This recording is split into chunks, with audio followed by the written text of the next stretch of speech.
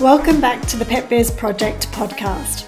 So today I'm chatting with Erin Michie, who is the fellow co-founder of Pet Biz Creatives along with myself and co-host of this podcast series.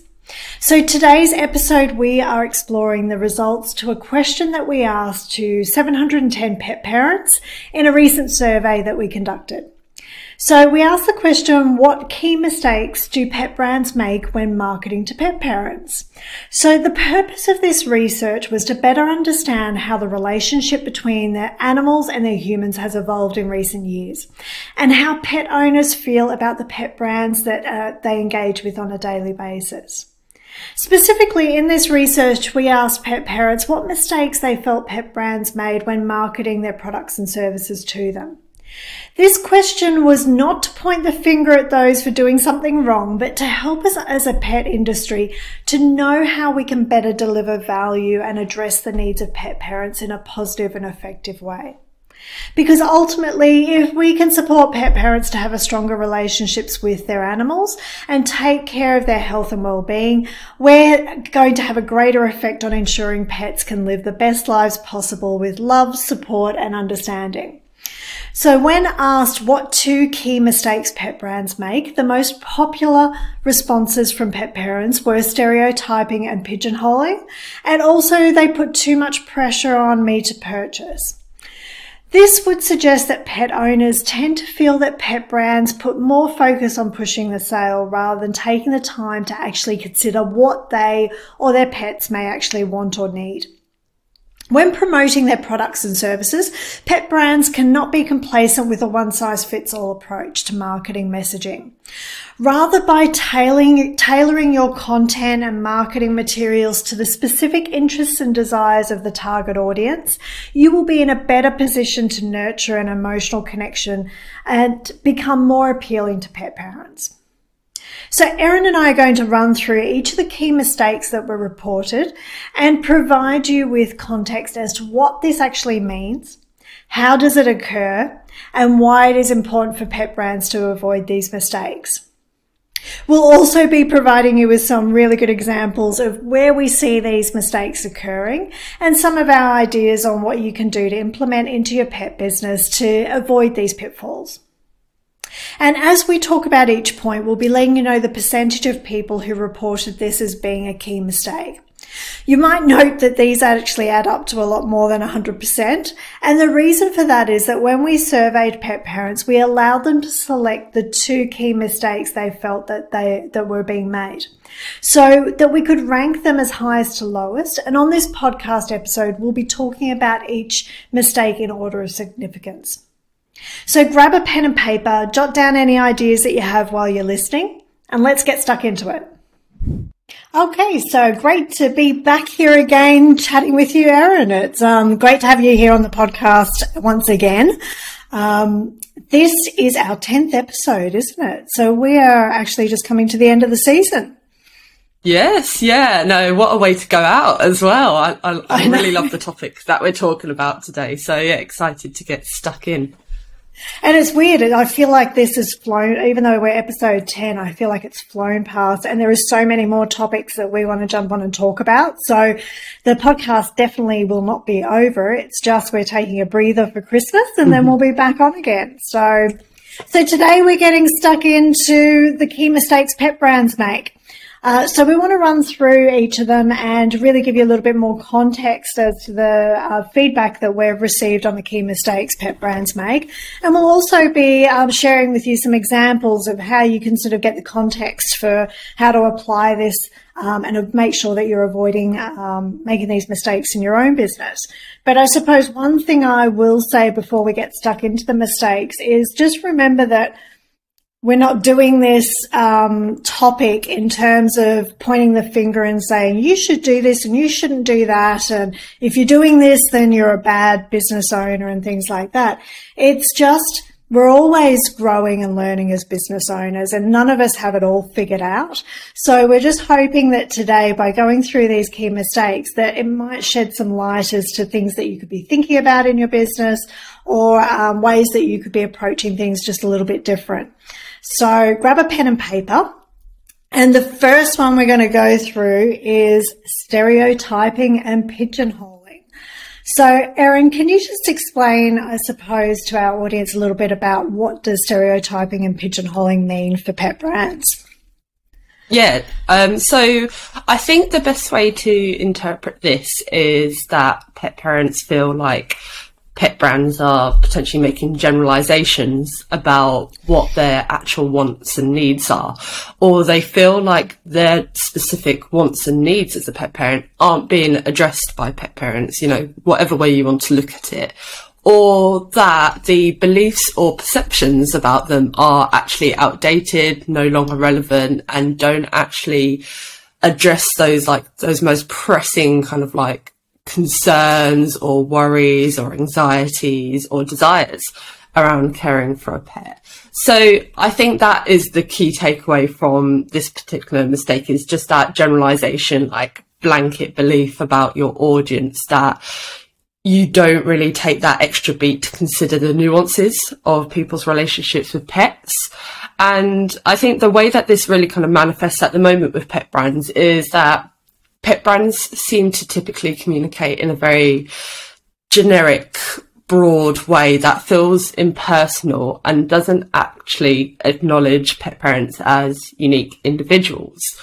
And it's really important, I think, that pet parents do this, because the way that we see relationships with our pets in the modern day is that they are a family member. They are that special and important to us. So for that, the depth of that relationship not to be acknowledged, I think, is one glaring error that we, like, obviously as pet brands, we don't want to be making, because that's something that is ultimately going to, you know, either alienate potential customers or just feel like a pet brand that doesn't get me, so I'm going to look elsewhere. So, you know, that's the risk that is involved in stereotyping and pigeonholing pet parents, is that ultimately you will lose out on that custom and people will just go to another pet brand that does actually address those wants and needs and connects with them in a more meaningful way. So I hope that kind of summarises stereotyping and pigeonholing in a way. Definitely. I think it's, you know, outdated is a good word to use in terms of, you know, when you're thinking about not stereotyping or pigeonholing your audience. Like, it was what the survey results that we had, 43% of pet parents felt that they were being stereotyped or pigeonholed by pet brands. And I suppose a couple of examples of where I see this happening a lot, not necessarily with pet brands, but if you can see it in other industries and other markets, it can sometimes help you to see how we're doing it without realizing we're doing it with marketing sometimes, because what we did 2 or 3 years ago selling products for pet brands doesn't work anymore. You know, you can't just follow the same approach and formula and way that you communicate with your audience year after year and get the same result. People are always evolving and growing and changing, and so the businesses need to evolve with that as well. And so, I mean, for me, an example is I recently took up golf. So I've been, you know, getting all kitted out with everything that I need and making sure that I've got all the appropriate clothing to get on the golf course and not get into trouble about what I'm wearing or something. And so I signed up as subscribed to a number of email lists of like golf supply shops and things like that online. And I think probably 95% of the ones that I subscribed to, every bit of marketing that I received from them in my email inbox after subscribing was all male fashion, male products, nothing whatsoever about women or what I might be interested in. And there was one business, one particular online store, that when I subscribed to their email opt-in, they actually asked on their pop-up, are you male or female?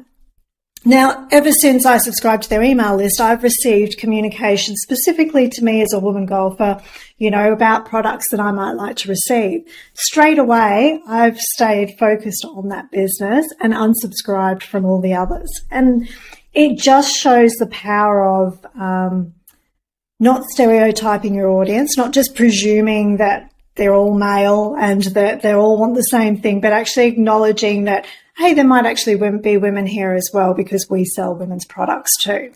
So I think it's just that is a good example of how that can translate to the pet industry, in that, you know, not everybody that signs up, it obviously depends on what your business is, because if you sell one product and it's for a particular type of dog, then you probably don't need to ask people what type of dog they have, sort of thing. But if you sell a wide range of products, you want to be making sure that you're maybe not promoting supplements or treats for puppies to people that have senior dogs. You know, you might like to segment your audience so you can have the right conversation, because it's a surefire way to have people unsubscribe from your email list if they sign up and then all you're sending them is irrelevant content that they don't really want or need. They're going to straight away leave your brand and maybe with unfavorable attitude towards your brand. So another one that comes to mind for me with stereotyping is, you know, if you think 10 years ago how marketing was done to mums or women, you know, in particular, like just generally in the home, a lot of marketing was women in the kitchen cooking, you know, with a baby on the hip and cleaning with a vacuum cleaner going as well. And, you know, a lot of brands actually didn't survive the last 10 years because they wouldn't change their marketing. It was so outdated. They didn't, and it was the ones that evolved and started having marketing that went out to, you know, career women and women that, you know, are actually the key earner in the household and things like that, as well as having children. So it's just the same sort of thing. I think we've got to understand that as the role of mums and dads in the home has evolved over the last 10 years, so has the relationship between pets and pet parents, animals and their humans, that we need to also be transitioning with that, just like you do in other sectors and other parts of different industries. So I hope that helps to give people a visual about what we mean by stereotyping and how that can be so damaging for some demographics, and it can be just as damaging for pet parents or pet owners or whatever term you want to use. But it's making sure that sometimes I think when we're in it, it's difficult to see that we're doing it. You know, it takes stepping out and looking from the outside in to see that we're sometimes being stereotyping people or pigeonholing them. So hope that helps. So let's move on to the second one. So the second one we have is, again, with 43% of the audience said that they feel like pet brands put too much pressure on them to purchase. So Erin, do you want to talk to this a little bit about what does that actually mean? Yeah, I think this is a huge one, and it's something that we as individuals and professionals, we really we take a stance against it. I suppose like our whole messaging is being kind of value driven and purpose led as a pet brand, and it's directly, I think, as a result of what we see happening here and putting too much pressure on pet parents to purchase. Because essentially what that means is that pet brands may have a tendency to prioritise short-term conversions and sales over building long-term loyalty and recurring sales that might result from that. So the main ways that this might manifest with pet brands at the moment is through things like email marketing or their social media or their website content. And it's quite obvious when you actually stop to look at it, where it's just completely geared towards selling. It's all about promoting heavily. There's no value visible anywhere, and it's you know, kind of tripping into that trap of being quite spammy. That's the thing, because where people do go so hard on the sale, they might be like, yeah, but this works for my pet brand, like I get loads of sales from it. But you've got to look at that cost between customer acquisition and customer retention. Yes, you might get lots of short-term sales coming through, but the chances are that you then lose those pet parents quite quickly afterwards as well. Whereas if there isn't this focus on putting people under so much pressure to purchase, then the chances are that you do nurture that long-term relationship, that loyalty, that those customer referrals, all those beneficial things that if you do put that time and effort into not only promoting your product as a solution, but also providing that additional value can actually achieve for you as a pet business. So I think, of course, you do want to promote and sell your product or service. That's the aim of the game at the end of the day as a business. But when it becomes your total sole focus, that's when I think it can be quite, like I said before, spammy or create a very unwelcoming and ultimately a forgettable experience with a brand, because, you know, it's just that fleeting transactional relationship at the end of the day, and there's no long lasting effect. Yeah, I agree. It's and I think it's a trap that you fall into as a small business as well, because it's all, when you first start your pet brand or you first develop your product and get it out there, your number one goal is to sell the thing. And you put so much focus and energy onto selling the thing that it can sometimes become too much of a focus, you know, like it can actually become unhealthy. And then you start your whole emotions and how you feel day to day relates to whether a sale's gone through or not on your site. And you can't live your life in that roller coaster of, okay, on the days where I've had a sale, I feel amazing and I feel really positive. And then on the days where I haven't got any sales going through, you know, I'm wondering whether I should continue with this business or not. So I think I get it that the focus is on those sales, but when you actually focus on, and we say this all the time, when you focus on delivering value and not on getting a sale, life becomes a lot easier, because you start to see that you're getting feedback every second of every day from your audience that you're delivering value, and that feels great that you're delivering what people want and need. The sales then come, and like you said, when you're delivering value, they don't just purchase from you once. They purchase from you multiple times, and they want to be loyal to you. So I think it's when you can let that pressure of the sale go and focus on value instead.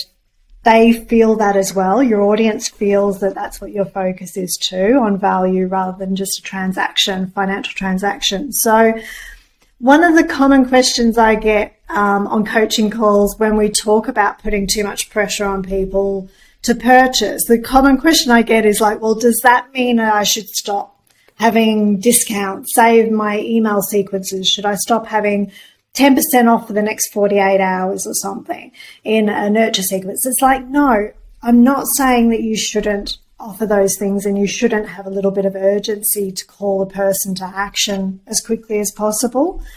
It's just people are intelligent.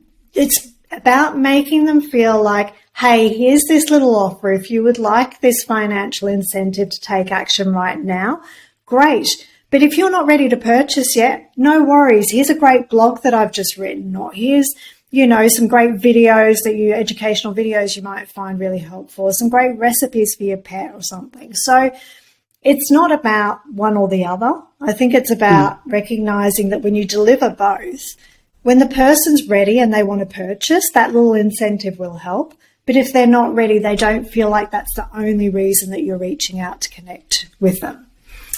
So I hope that makes sense. So it's not one or the other. It's just making sure you're delivering both. Okay. So let's move on to the next one then. So number 3 was they don't understand my relationship with my pets. And again, this was 43% of people surveyed said that pet brands don't get my relationship with my pets. So can you tell us what that means, Erin? Yeah, I think it does relate a lot to what we were talking about before, I think, in terms of the stereotyping and pigeonholing mistake that pet brands can make, in that for this, pet brands aren't potentially fully connecting or actually empathising with how that person's bond with their pet features in their life. And ultimately that comes down to the pet brand doesn't, kind of get what a pet parent wants or needs from them ultimately. And the way that this again kind of like manifests in like a pet brand's kind of marketing or behaviour is that they have a tendency then to talk very generically. It's very kind of surface level, it's non-emotive, it's all geared towards, maybe highlighting the features and benefits of a product or service, but it doesn't actually consider, the deeper ramifications of how that then impacts that pet parent's or the pet's life on a day-to-day basis. Like, how does that look? What kind of emotions are involved? What kind of feelings arise from the kind of like having this amazing product or service in their life? But it's just very much kind of like, here's the features and benefits of the product without, you know, going that step further. And it doesn't really consider like what concerns the pet parent may have on either a conscious or subconscious level. It's, as I said, again, it's very kind of surface level. It's, you know, just thinking about how can I best kind of position my product or service to immediately appeal to a pet parent? But again, it doesn't have that long-term vision of then how does it impact the relationship with the pet, the bonds, the care for the pet, you know, those deeper concerns and wants as a pet parent.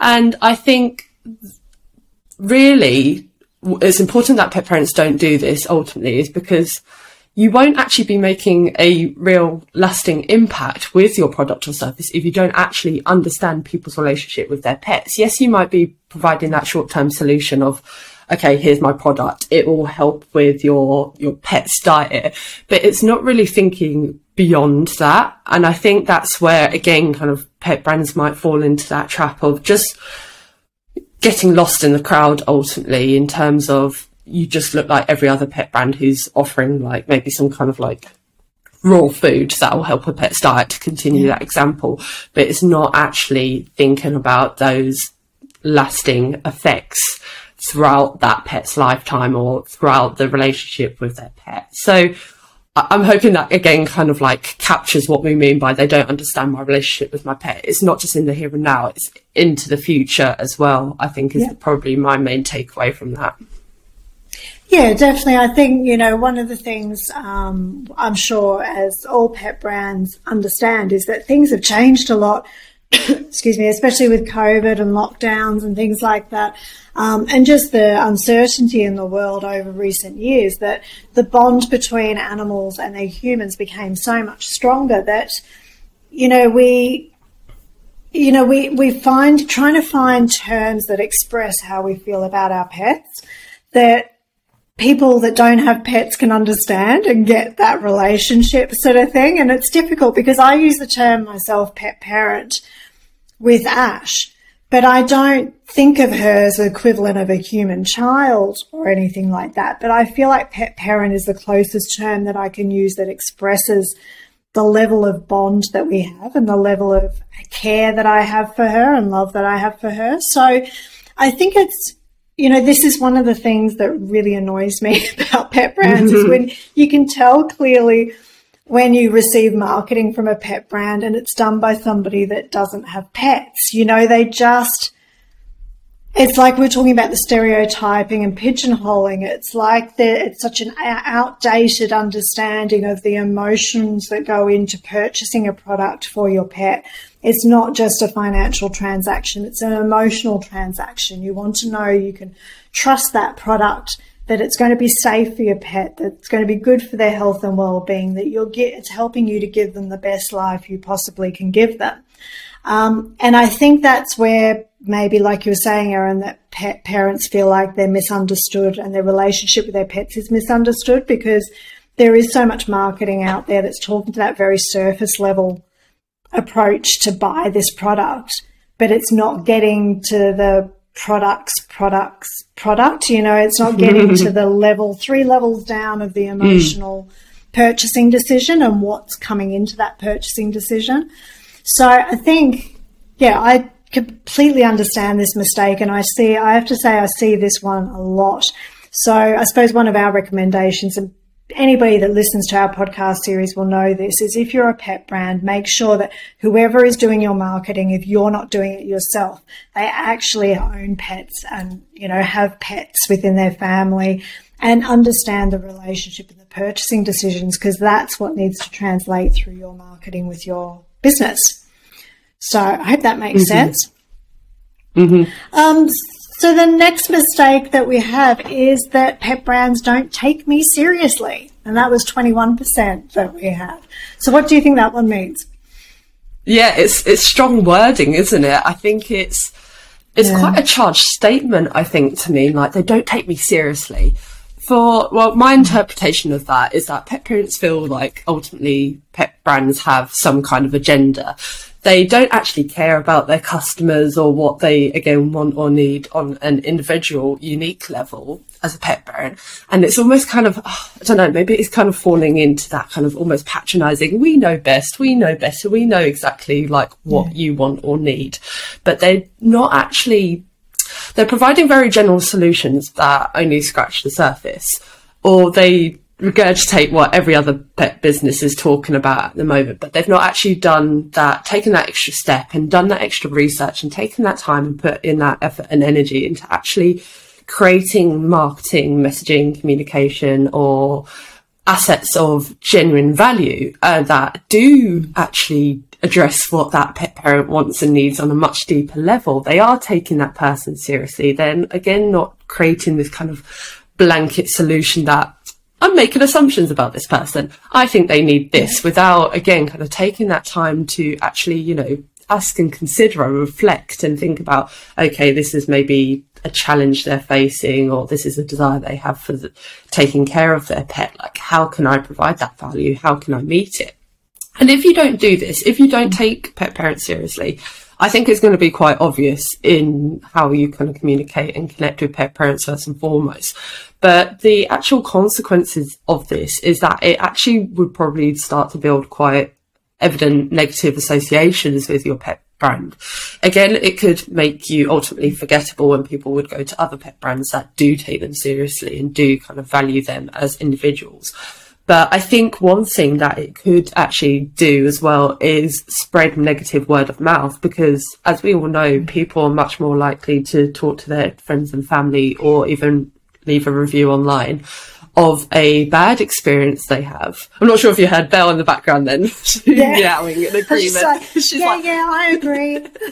She's like, yeah, you tell them. But yeah, so I think just, yeah, kind of that negative experience. And if you, I think, maybe have an interaction with a pet brand that you feel is that to a degree that negative, and they don't take you that seriously, and they're quite flippant and frivolous about you as a customer as well as you as a pet parent, I think that then increases the likelihood of you going and telling other pet parents in your life or leaving a negative review online.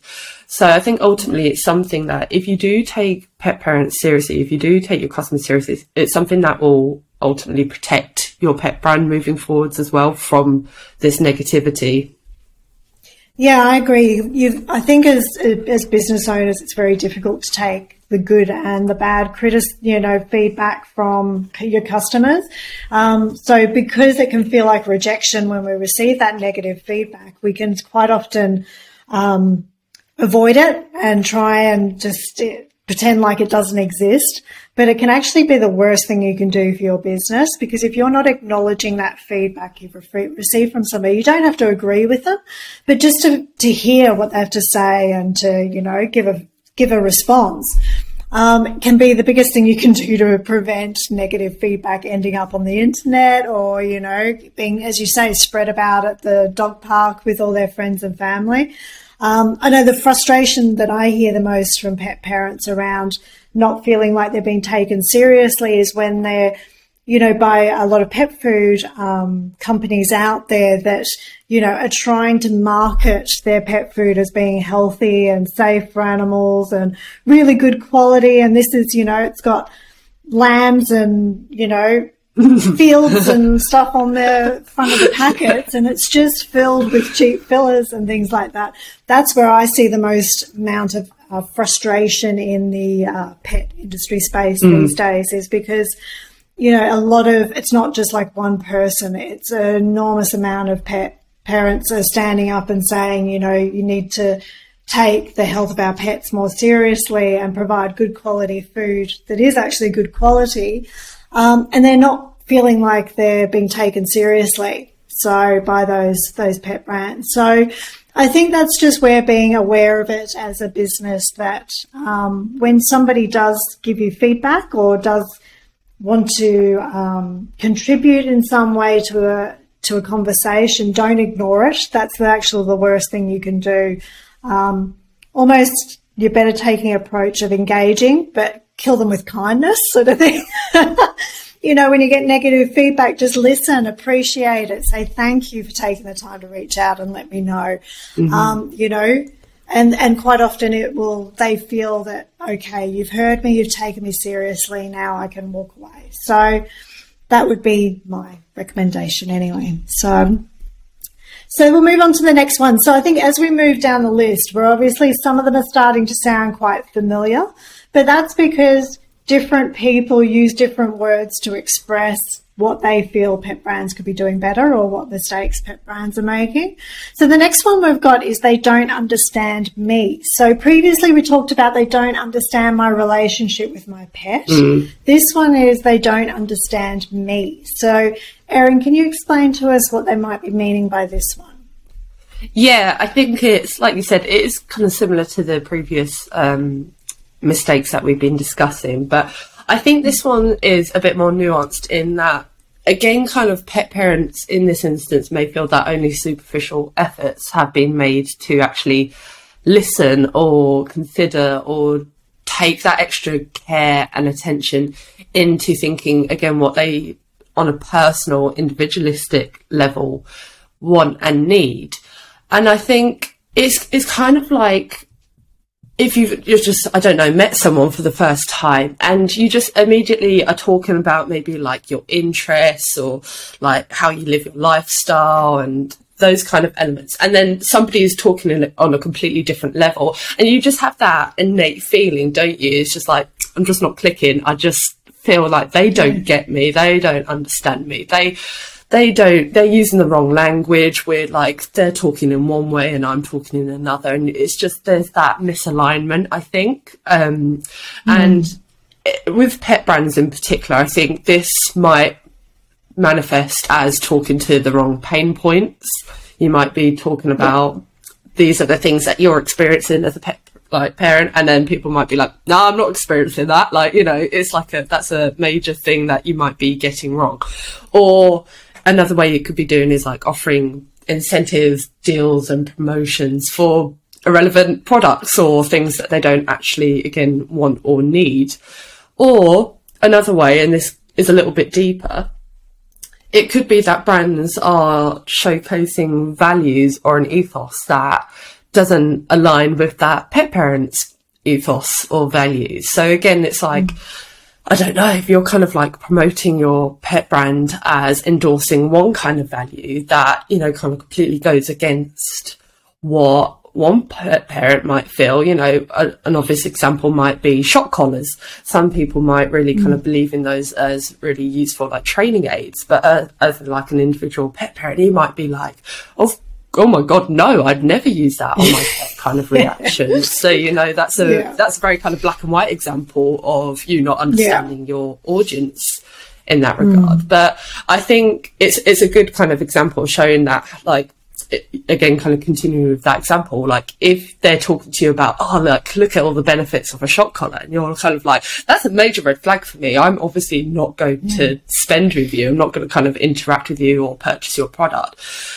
But I'm also, like maybe there is another example where they do purchase your product, but then they find that there is that lack of understanding post-purchase, but then they won't remain loyal to you.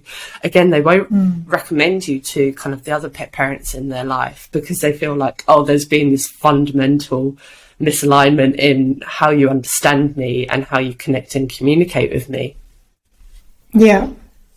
Yeah, and I think there's some really good examples out there of pet brands that have set up things like VIP Facebook groups and things that really incentivize their audience to come into a private group that they can voice their opinion on things in a safe space that's not seen by the brand's wider audience. And I think sometimes those Facebook groups can be a really good way to ask your audience, do they feel that you understand them? Do they feel that the values and the content and that you're putting out is on point? Do they have any feedback for you? Those kinds of locations like Facebook group, private Facebook groups can be a really good way to have an inner circle of customers that you can, that do give you that feedback on a regular basis and allow you to hear whether you're you are understanding your audience or not. So another way to do it is a really good, just sending out to your email list a survey, creating like a Survey Monkey survey and asking them for feedback. Make sure you always, if you're listing like bullet points or something like that in a survey of suggestions that you want them to maybe pick one or two that they respond to, always put another field at the end of that and put a comment box, because if people want to give you more feedback, that's the ideal opportunity for them to do it. They can give you that really quick, selecting an answer that's already there, but always having a comments box gives you some great opportunity for gathering feedback as well from those that want to give it. And you can always incentivize your audience, like a little free gift with their next purchase if they fill out the survey for you or something. So it's a really good way to be getting that response from your audience and hearing back from them and giving the opportunity for them to vent if they're not feeling understood. So cool. So let's move on to the final one. So the final one we've got is I don't feel seen or heard. This was a much smaller percentage, which was 9%, but I think that's because it reflects a lot of the ones that we've already been through of not feeling understood. It's just the language of not feeling seen and heard resonates with a small percentage of the crowd that we surveyed. So Erin, do you want to explain this one? Yeah, I think in this regard, it is similar to what we've been discussing previously, but for this particular mistake, I think it's more that kind of pet parents feel like pet brands are taking the approach of they're talking to almost like a faceless mob of people that, you know, again, it's that promotional stance, like they're talking to like a wide audience, and it's quite obvious that they're talking to a wide audience that they ultimately only want to make a quick buck from. So there's, I suppose in that regard, it's taken a very much like that self-centered me approach, like sell, buy my stuff. They're talking at pet parents rather than actually trying to talk with them, you know, connect and communicate on that deeper emotive level that we've been talking about. And the real risk of doing this is, again, that you appear spammy, insincere, exploitative even. You're not actually listening to your customers. You're not listening to that feedback. You're missing out on actual kind of key opportunities to increase your revenue and profits, but also to have that wider impact on, you know, improving the well-being and care of animals, or, you know, supporting the bond between pet and pet parent, because you're just taking that me self-centered approach of thinking, I just want to talk and put out this kind of messaging and communication and talk about the features and benefits of my product or service without it being that two-way channel of communication. And again, that is something that is going to make you ultimately appear faceless in the pet industry. It's something that's going to make you forgettable and something that is quite easy to move on from and actually connect with a pet brand that does make people feel seen or heard. Yeah, and I think it's like we were saying previously, welcoming the negative feedback is sometimes a very difficult hurdle to overcome in your business. But when you do, and I think it's not taking it personally, which is a lot easier said than done, but when you can take negative feedback from your audience and welcome it as something that's just pushing you to step up and to be better than you're currently being, to grow more, to achieve more, and to maybe step more into who you're actually here to be rather than trying to be, maybe you were trying, you know, you've received negative feedback from your audience because they're not feeling like that you're hearing them, but it's that feedback that is actually going to help you to step more into who you're here to be. So you're not maybe out there replicating what you're seeing every other pet brand doing. And that's why you're going to get the negative feedback, because people don't want you to be doing everything that every other pet brand's doing. They want you to be doing something unique and individual and that resonates with them at a deeper level. And by getting that negative feedback, it might push you on track to where you're supposed to be, where you're supposed to be going with your business. So I suppose what I'm trying to say is just negative feedback isn't always negative. And I think sometimes we do take it as that. And if we can overcome it and see it as a positive thing, and be grateful to the person for sharing that feedback with us, it helps them by making them feel heard and understood and seen for that feedback they've given. But it's also giving you something to work with. I'd actually rather have that negative feedback than no feedback at all from people, because if you're getting nothing, you don't know whether you're on track or not. So I think, it's just sometimes shifting as business owners, and especially if you're just starting out and this is all new to you, it's sometimes just shifting our mindset a little bit in how we see it. And when we see it in a different way, it goes away and it's no longer an issue.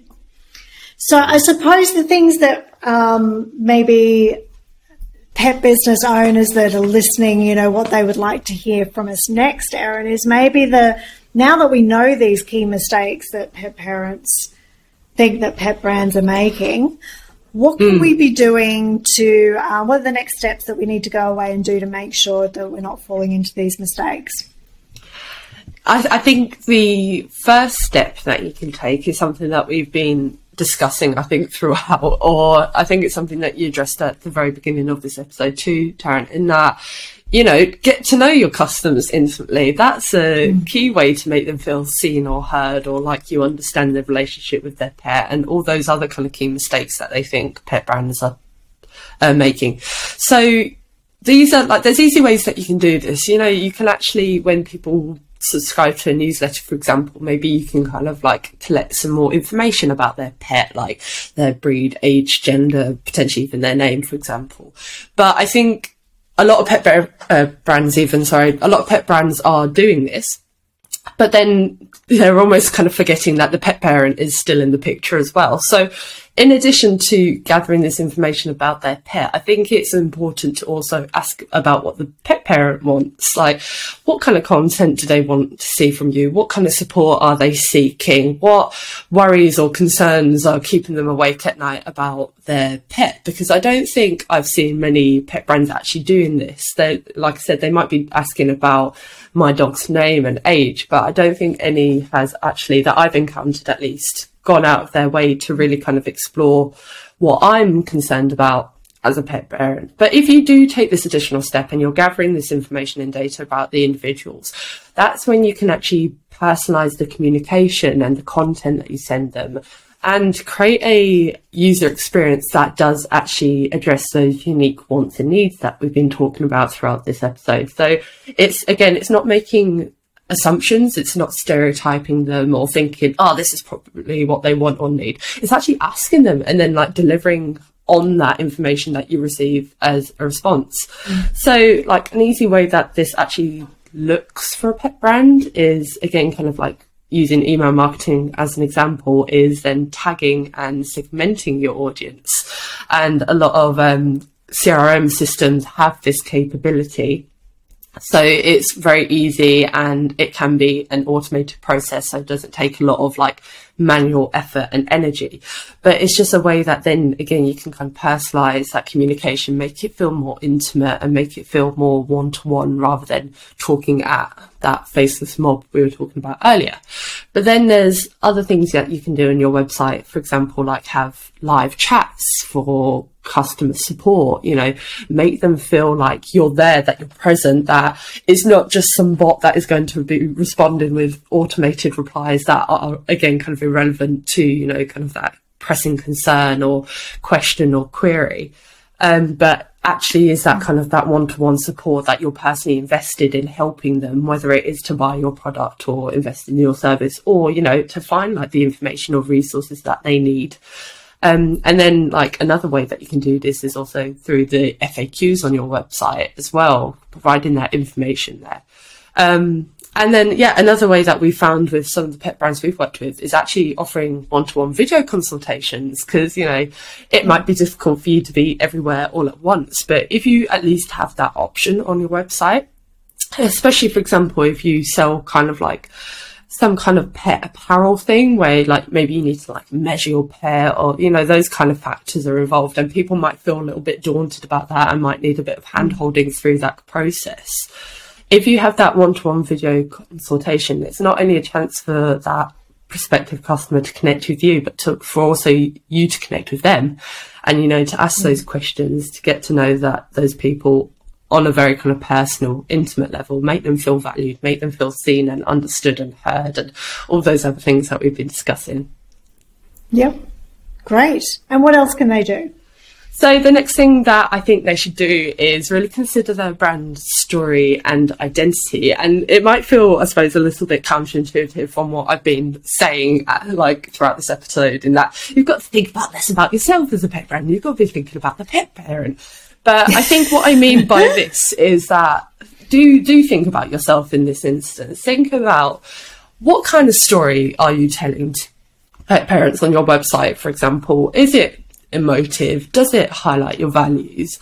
Is it something that pet parents ultimately want to connect with? That's what I mean by your brand story. It's not just talking about, I sat down on this month of this year and decided to create a pet brand that sold this. That's not what I'm talking about. I'm talking about, you know, kind of like the real substance to your story, like what drives you as a pet brand, what do you want to achieve as a pet brand, what impact do you want to make on the well-being or kind of animals, or the relationship people have with their pets, that kind of thing.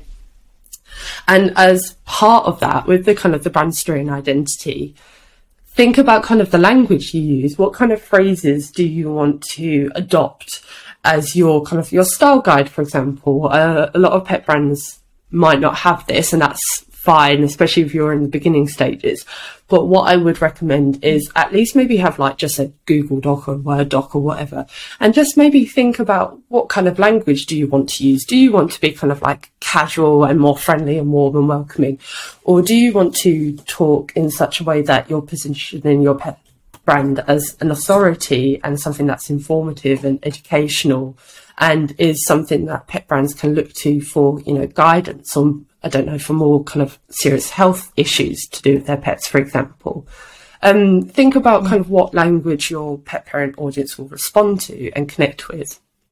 And then kind of as a byproduct from that, yes, do think about kind of like your colours, your fonts, your image use, because I think that's another kind of key mistake pet brands potentially might make, in that they're presenting their brand in such a way that it is completely like misaligned again to what kind of pet parents might expect from that particular pet brand. So kind of continuing from the example from above, if you are a pet brand that is tackling pet health, then it's probably inappropriate to have like cartoony, jokey styling around your brand when you're actually promoting a serious product. So it's thinking through those kind of things, thinking about what are kind of the associations people make with certain colours. Like, is that font too fun and quirky when you actually want to be construed as something that's quite serious, and, you know, kind of like is actually going to take care of their pet and value their kind of the bond, you know, just thinking about the nuances of how you're putting yourself out there. And I think asking for feedback, you know, like whether it's friends, family, or whether it's, you know, asking feedback from other business owners and things like that. It's sometimes we find it ourselves. Sometimes when you're in the mix, you're too close to your business to really get perspective. It can be good to go and ask others to take a look, or, you know, investing in mentors or things like that that can give you that feedback and that outside perspective and things as well can really help too. So what about your communication with your audience and how your strategy around what you deliver to pet parents? Yeah, I think that's a really key question, and probably the last point that I just want to hit on is that, like, your communication strategy is really something that you need to think through, especially as we've been talking throughout this episode, is like how you are connecting and communicating with your audience is just so imperative. And so you need to think about, what are you actually sending to pet parents? How often and why? You know, kind of really ask yourself that question, why? Doing like sending stuff out for the sake of it, again, is taking that kind of approach of like, oh, I just need to send something to kind of promote my product or service. But it's not actually thinking about what value you're potentially delivering to that pet parent. So think about, are you messaging them too frequently? Maybe you're not messaging them frequently enough. Are you only reaching out for the sake of trying to sell or promote something? What is your angle ultimately? What value can you offer pet parents beyond your product or service, and how can then you deliver that value? Because I think it's also important, harking back to what we were talking about at the beginning in terms of stereotyping and pigeonholing. You can't automatically assume that every single pet parent in your audience is going to want to receive this value in exactly the same way. So as an example, there's no point having some really snazzy kind of high-tech digital solution for like pet parents if they're not the actual kind of people who like to adopt new technology, or they're like intimidated by all the like bells and whistles of digital kind of solutions. Maybe they want simpler forms of value. So again, it's not thinking about what you want to create and what you want to send them. Think about what they need and then kind of work backwards from that. I think that would be my recommendation. It's just like start at what kind of problem or desire you're trying to address and resolve, and then work backwards from there, thinking, okay, what does that value then look like? How can I deliver that to them? How can I make it as accessible as possible? They're great tips, Erin. Thank you so much for sharing all of that. It's I think, it sometimes feels, when we talk about the key mistakes that pet brands make, it sometimes sounds like a bit of an overwhelming topic and finger pointing that you should do this and you shouldn't do that. But I hope people can see that by what we've covered today, it's more about just that reinforcing that general messaging from pet parents that they just want to connect. It's all about connection, and they want to connect with pet brands on a deeper level than just the products and purchasing something. I think, in my opinion, pet parents are probably the most loyal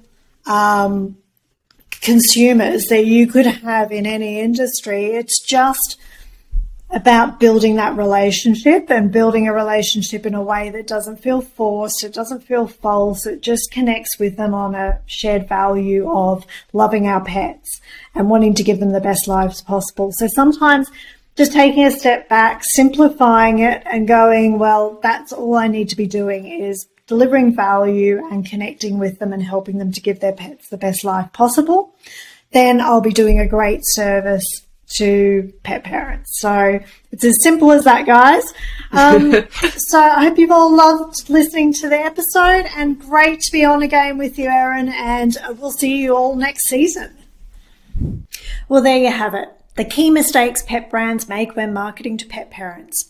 I hope you enjoyed the episode today with Erin and I. And remember, we ask these questions and feedback of pet parents because it is important to not just run your business based on your own perceptions of what is important, but to take the time to ask your audience the important questions so that you can be that pet brand that stands out in a crowd and delivers amazing value to its customers.